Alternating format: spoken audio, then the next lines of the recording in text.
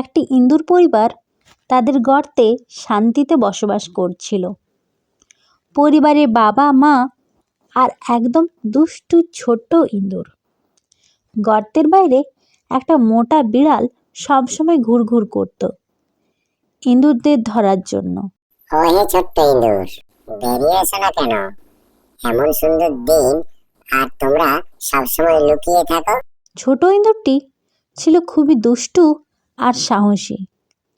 একদিন সে তার বাবাকে বলল, বাবা, আমি বাইরে যাব, দেখি তো বিড়ালটা কি করছে।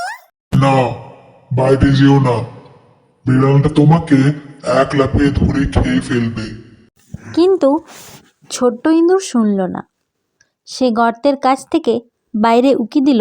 বেড়াল তাকে দেখে মিটমিট করে হাসল। বেড়াল বলল, এসো, বাইরে এসো। তুমি সত্যি আমায় ডাকছো?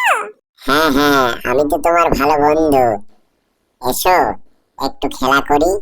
কিন্তু বাবা বলেছে তোমার সাথে বেশি কথা বলতে নেই, তুমি নাকি খুব ধূর্ত।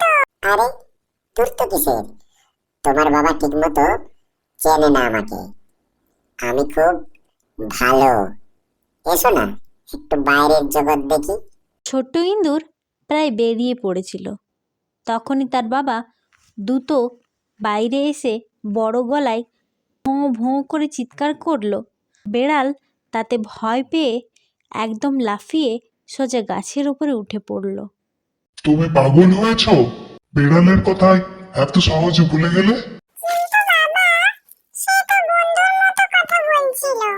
বন্ধুর মুখোশ পরে সত্য ধরা দেয়। বাইরে থেকেও তোমাকে মাথা খাটাতে হবে। ও বাবা, তুমি তো কুকুরের মতো চিৎকার করলে। হ্যাঁ, কারণ কখনো কখনো বুদ্ধি দিয়ে শক্তিকে হারাতে হয়।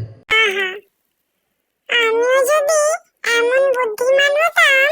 ধীরে ধীরে শেখো ছেলে, বুদ্ধি হলো ইঁদুরের আসল অস্ত্র।